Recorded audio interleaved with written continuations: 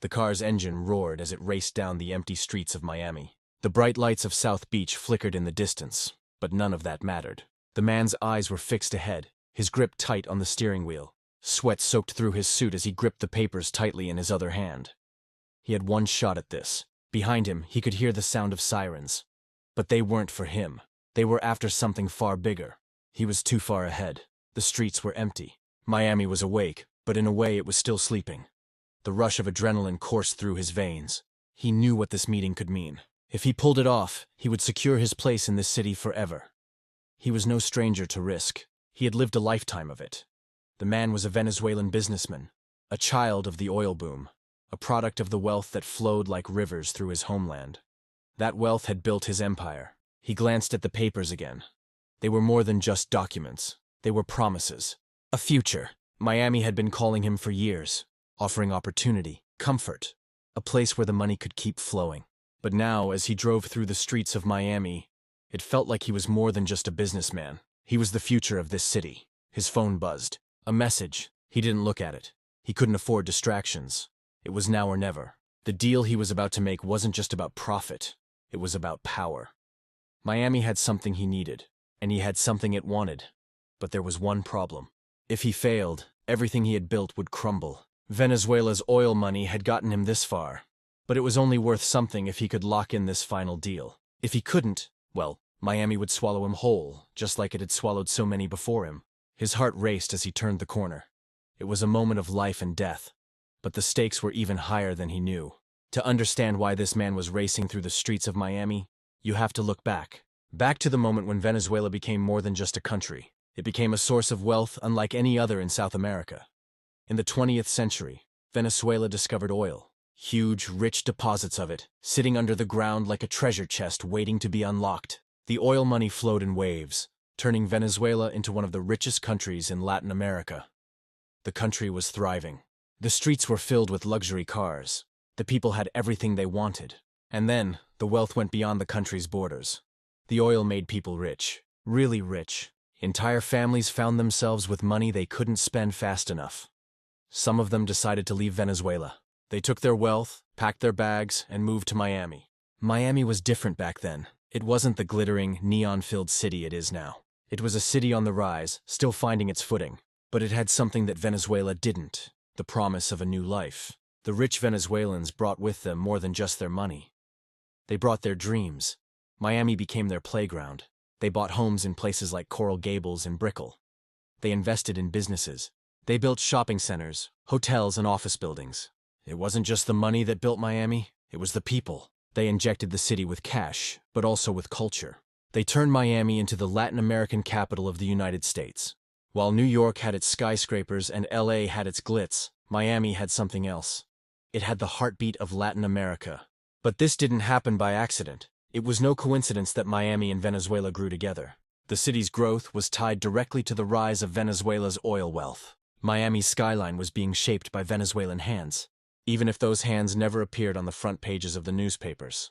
The wealth was more than just buying real estate. It was buying influence. It was setting up a future where Venezuela's oil money would help build a new Miami. But as the city grew, so did the pressure. Oil prices fluctuated. Venezuela's future wasn't as bright as it once was. And for the wealthy families who had poured their fortunes into Miami, the future was no longer certain. Miami had given them a chance to escape. But now, the question was, could they still hold on to it? The businessman knew things were shifting. The money that had once seemed endless wasn't flowing like it used to. Oil prices were volatile. Venezuela's government was unstable. But the wealthy families, like the one he came from, had always been resourceful. They knew how to adapt, how to navigate a world built on uncertainty. Miami had become their haven, and they weren't about to let it slip away. At first, the changes were subtle. Prices in Miami's luxury real estate market started to rise. High-end condos, once considered overpriced, now sold for more than anyone had expected.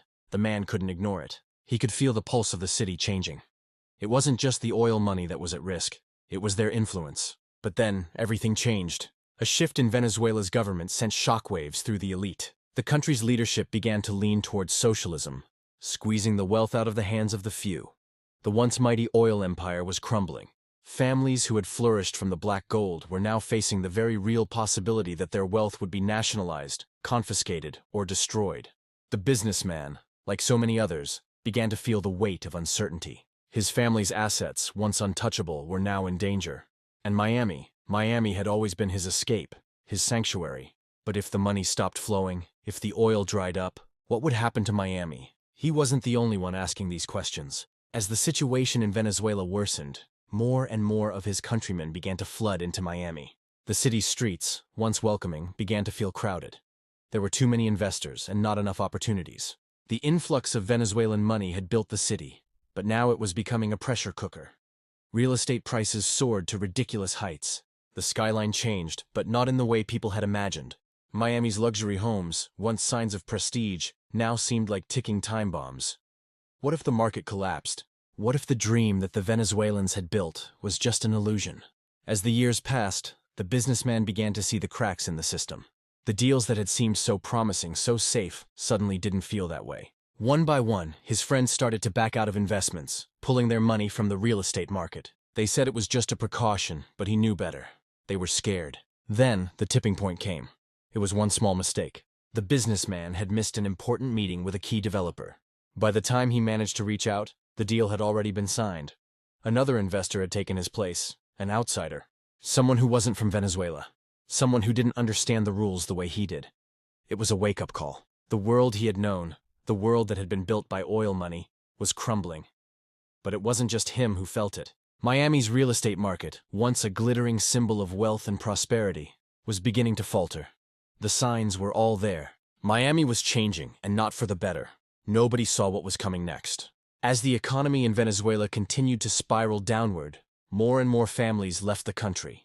They brought their money with them, but it wasn't enough to keep the economy afloat. The Venezuelan elites were losing everything, and Miami's once booming real estate market was beginning to feel the weight of it. It had become a battleground.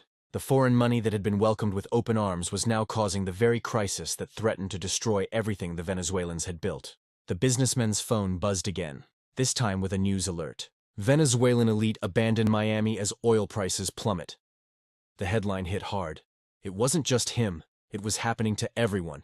The flood of money from Venezuela had built Miami's glitzy high-rises and luxury properties. But as the money dried up, so did the dream of prosperity. Miami's streets, once bustling with the luxury of oil money, now felt eerily quiet.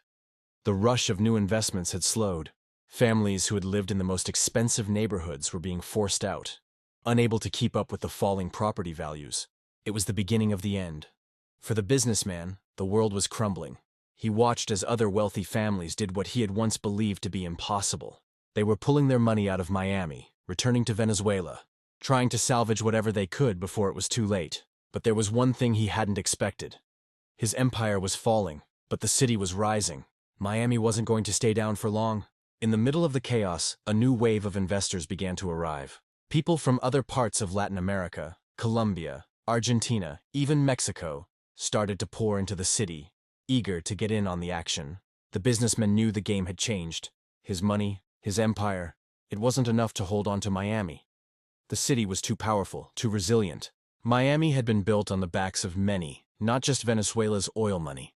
The real winners were the ones who had adapted, who had built a diverse economy, one that didn't rely on the flow of oil or any one source of wealth. And just like that, the Venezuelan influence in Miami started to fade. The dream, once funded by oil, was being replaced by a new wave of opportunity.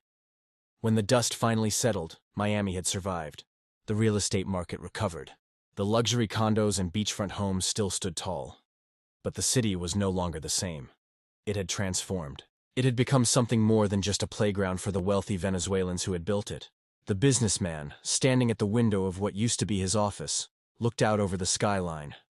Miami was still beautiful, still vibrant, but it wasn't his city anymore. He had lost his place in it, along with so many others. The wealth that had once seemed so endless had evaporated, leaving behind a city that had learned to survive without it.